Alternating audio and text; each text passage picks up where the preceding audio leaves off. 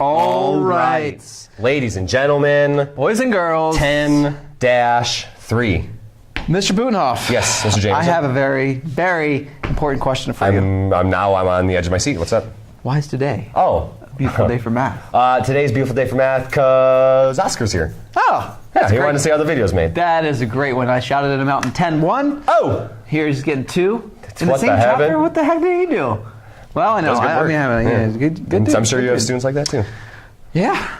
Mr. Jameson. Whoa, yeah. Yeah. Today is a beautiful day for math because I was asked to be an announcer for a track meet. So I'm very excited. On Tuesday, I get to. It's very lucrative too, I assume. It's a JV track meet.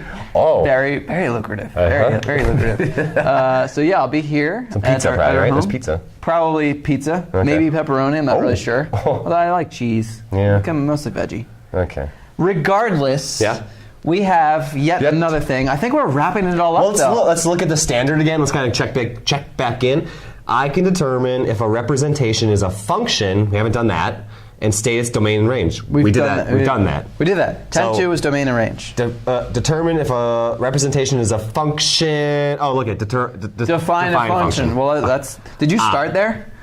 I did actually. I did too. Yeah. I got. What was your definition though? I think I asked you this morning, but then you know. I said each x value has only one y value. Yep. And I mean, I guess you could say each it. x value of the graph has only one y value. I think I said the representation has one output for every input. Okay. Something along those lines. I can't remember the way I worded it. Yeah, that makes sense. But I made a whole analogy about when I worked at a photo lab and put pictures in. It was a whole ordeal. Yeah, how'd that go? I mean, they were really into it, and then I just tricked them into doing this. And everyone classic. It's a classic teacher move. Went into it. Teacher move, teacher move. Well, they had no idea what hit them. So each x value, okay, so here, let's start x-axis. At 0, has only one y value. Okay, yeah, I mean, there's only one y value in that graph. Yep. So here at 2, there's only one y value, and I'm just kind of jumping around. Yeah. Here at 4, there's only one y value. Yep.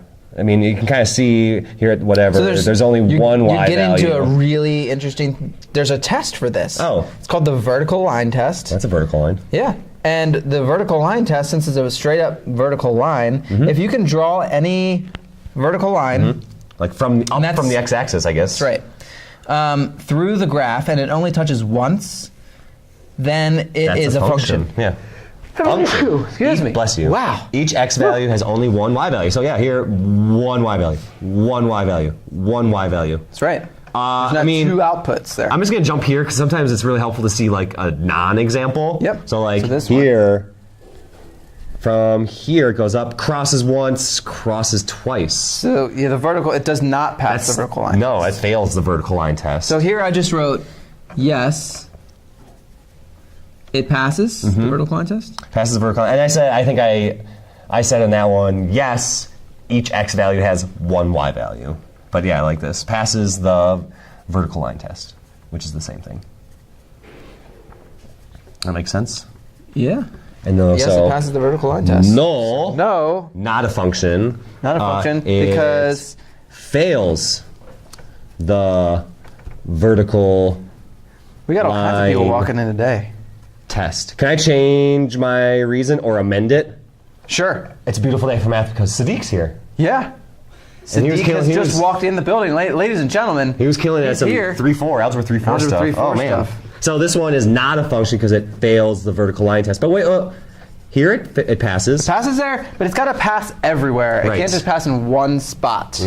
Can't just pass in one spot. All right. So that's that. So cool. A function, each x value has only one y value. Okay. That's right. That's right. And then that's how you determine if it's a function. That's one way to determine. Then we just got some new stuff. Yeah. Well, it's actually not new. Well, this stuff, okay, that's the next problem. This is switching gears a little bit. F of x. If f of x equals the square root of 2x plus 1, then calculate f of 4. So let's see, there was an x there, now it's a 4. Oh, this was last chapter. Yep. Just plug in x f of 4. So instead of the x, I'm going to put a 4. Plug it in. Plus 1. So then you just keep going. Keep going. And then, so f of 4 equals, do the stuff inside the square root first. 2 times 4 times is 4, 8. 8 plus 1. Okay, so that. So f of 4 equals the square root of 9. Square root of 9 is 3. The thrizzle. So 3. Yeah. We've done that. When you plug in x is 4, you get 3 out. You get a number, yeah. That's all that it is. Yep. So then I asked my students, if f of x equals 2x plus square root of 2x plus 1, then solve f of x equals 7. I asked them, what do you think is different? And they said, it says solve. It says solve. It also doesn't have a number in the Yeah, parentheses. the x is still there. The x is still there, so we need to solve for that. So what that looks like, the way this you have to set it up is f of x equals square root of 2x plus 1. Yeah, exactly. Flashback to chapter 6. Whoa. I think it was 6-2 when we did substitution. That's true. That is true. A little helpful reference. Is that a scary sign or a good sign that we remember that? I don't know. Okay, moving on. All right. Square root of 2x plus 1 equals 7. F of x, which is this, equals 7. The x is still there. So what you should... We need to solve for x. I get what you're saying now. Right. Solve. Solve for x. This would be a good time to pause the video, take a guess What's the next step? what the next step is, and then unpause and see what the right answer is. Okay, press pause. And All right, welcome. we're back. All right, We're any not guesses? gonna- Any guesses? Yeah, any guesses? What do you think? What do you think? That's the square root. Yep. The opposite of the square root is a square, Yep. or the second power. That's right. So I'm going to raise both sides to the second power. So you're going to square both. To get rid of a square root, you square. To get So they rid of cancel. The square and the square root cancel. Yes. The square and the square root cancel. It's kind of like a little jingle. So Square those and cancel. square root cancel. So it's just 2x plus 1. That's what you're left with. Equal 49. 49. 7 times 7 is 49. That's 7 squared. 49. Wow, Got that looks like it. a G. That looks like a 4G. A 4G? For what? Four. I know. Wait, now Cell we're done. phones? Oh wait, no, we have to still. Come on. Okay. So 2x equals 48. Okay. Yeah, that's not bad. X equals 24. I wonder if they were right. I wonder how many people guessed that. Leave a comment if you were right or wrong. It's whatever. You know, take a guess out And there. our secretary will read through all those comments and We will give a prize to the best one, except it'll be delivered in 2055. some cold pizza. All right, All right, good they're luck. ready for 10-3. See you.